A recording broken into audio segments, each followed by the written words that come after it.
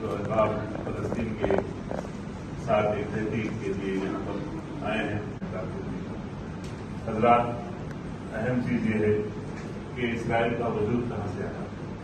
اسرائیل تھا ہی کہاں؟ کسی کے گھر میں کوئی بیٹھ کے زبردستی گھس کے بیٹھ گیا، اگر مکاندار اس کو گھر سے نکالنے کے لیے جدوجہد کرے قانونی طور پہ کسی بھی طرح، تو اس کو ظالم کہیں گے، یا جو غاصب ہے جو گھر میں گھس کے بیٹھ گیا اس کو غاصب کہیں گے۔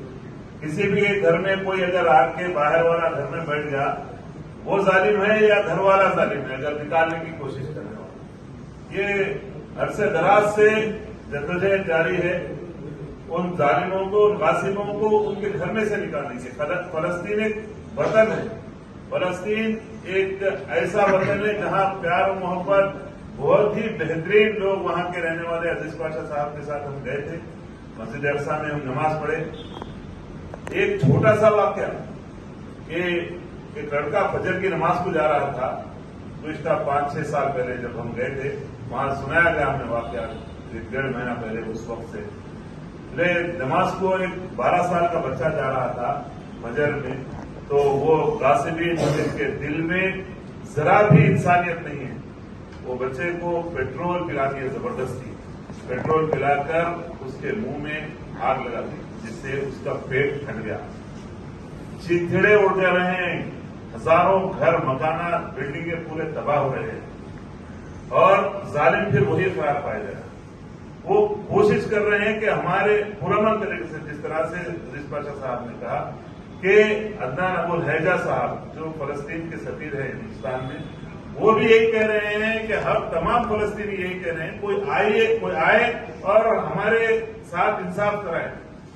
انصاف کی دہائی دینے والے UN والے تمام لوگ فلسطینیوں کو ظالم قرار دے رہے ہیں، جبکہ آپ کو پتہ نہیں، جس دن ہم نماز پڑھ رہے تھے فلسطین مسجد اقصی میں، ایک 30 سال کے نوجوان کو وہیں مار کے شہید کر دیا۔ یہ روزانہ کے واقعات تھے، روزانہ وہاں کے بزرگ ملے ہم سے، مل کے رو رہے تھے، بولے کہ یہ جو فلسطین ہے ہمارا نہیں ہے، تمام مسلمانوں کا ہے، تمام عالم کے مسلمانوں کا ہے۔ یہ فلسطینیوں کا بیت المقدس مسجد اقصی صرف فلسطینیوں کے لیے نہیں ہے، کہ قبلہ اول ہے جہاں حضور اکرم صلی اللہ علیہ وسلم تمام انبیاء علیہ السلام کی امامت کیے تھے معراج میں جانے سے پہلے، جب اللہ تعالیٰ نے مکے سے بیت المقدس کو لے گئے، وہاں نماز پڑھائے، پھر وہاں سے ہم وہ جگہ بھی دیکھے جہاں براق، جس جگہ پر پتھر پہ جو پہاڑ پر پیر رکھ کر گئے تھے، وہ بھی ہم وہ منظر تمام لوگ دیکھیں۔ ہمارا ایمانی رشتہ ہے فلسطینیوں سے، بیت المقدس سے، مسجد اقصی سے۔ تمام لوگ جو دنیا کے انصاف پسند ہے، جس طرح سے الحمدللہ CPI CPM تمام لیفٹ پارٹیز انصاف کے لیے بات کر رہے ہیں، آج جمع ہوئے ہیں۔ جمع تو ان کو ہونا چاہیے تھا جو شہر کے بڑے بڑے عالم اپنے آپ کو کہلاتے ہیں، وہ لوگ آنا چاہیے تھا فلسطین کے حق میں۔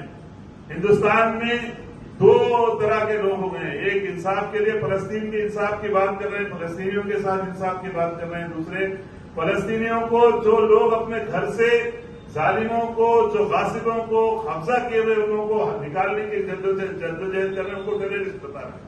یہ کہاں کا انصاف ہے؟ یہ صرف تعصبیت کی بنا پر یہ باتیں ہو رہی ہیں۔ ہم تمام کو چاہیے کہ فلسطین کے ساتھ اظہار یکجہتی کریں، اور زیادہ سے زیادہ ہماری آواز، ہماری ملک کے ارباب مجاز کے علاوہ ہماری آواز ان فلسطینیوں تک بھی جانا چاہیے کہ ہم ہندوستان کے بھائی، ہم آپ کے ساتھ ہیں، تمام ہندو مسلم لوگ آپ کے ساتھ ہیں، انصاف پسند لوگ آپ کے ساتھ ہیں۔ عربوں کی اکثریت کا، عربوں کی نہیں بلکہ عربوں کے جو اوپر بیٹھے ہوئے ہیں، جو وہاں پر امیر کی شکل میں، بادشاہوں کی شکل میں اپنا ایمان بیچ دے ہیں، ان کو زندگی پیاری ہو گئی ہے، انصاف پیارا نہیں ہے۔ لوگ مارے جا رہے ہیں، چھوٹے چھوٹے بچوں کی لاشیں ایک پیر اٹھا کے لے جا رہا ہے، کس طرح سے دیکھ رہے ہیں، ہزاروں کی تعداد میں لوگ یعنی وہاں پر بے گناہ مار دیے جا رہے ہیں، ان کے ساتھ انصاف کی بات نہیں کر رہے ہیں۔ جو لوگ اپنے حق کے لیے، لوگ واقعی اپنے حق کے لیے گھسے، وہ لوگ روزانہ مار رہے، روزانہ۔ آخر میں تک آ کے کیا کرے گا؟ اپنے ہی گھر میں ظلم ہو رہا ہے، اپنے کو یعنی اب 20 لاکھ غزہ کے 20 لاکھ لوگ ہیں، पूरे 20 लाख मुसलमानों को, पूरे 20 लाख वहां पे जो बसने वालों को तमाम को तबाह करने की बात करें, कोई आवाज नहीं कर रहे। उल्टा उन लोगों को, मजलूमों को वहां पर टेररिस्ट करार दिया जा रहा है। आप तमाम के दिलों में कम से कम जो लोग यहाँ पर बैठे हैं, बहने हैं, छोटे छोटे बच्चों के वहां पर ग़िज़ा, पानी, लाइट सब बंद कर दी गई, तमाम चीजें मुनक़ते कर दी गई हैं, उनको मुहासरे में ले लिया जाए। इस वक्त हम तमाम की जिम्मेदारी है कि इंसाफ के लिए आवाज उठाएं और अल्लाह रब्बुल इज्जत की बारगाह में दुआ करें कि अल्लाह उनकी मदद करे, उन मजलूमों की, उन बच्चों की, बेगुनाहों की, जिनमें ख़वातीन है। कोई लड़ाई से ताल्लुक नहीं है, जो बूढ़े हैं उनका लड़ाई से कोई ताल्लुक नहीं है, बच्चे हैं जिनका लड़ाई से कोई ताल्लुक नहीं है। उन लोगों के लिए दुआ करें कि अल्लाह उनकी मदद करे, अल्लाह उनके गैब से मदद करे और जालिमों का खात्मा करे, अल्लाह उनको नेस को नाबूद करे। अल्लाह इंसाफ को कायम करे, इंसाफ का बोलबाला फरमाए और फलस्तीन, आजाद फलस्तीन, अल्लाह ताला फलस्तीन को आजाद कराए, बैतुल मुक़द्दस को और मस्जिद अल अक़सा को आजाद कराए। मैं तमाम का मशकूर हूँ।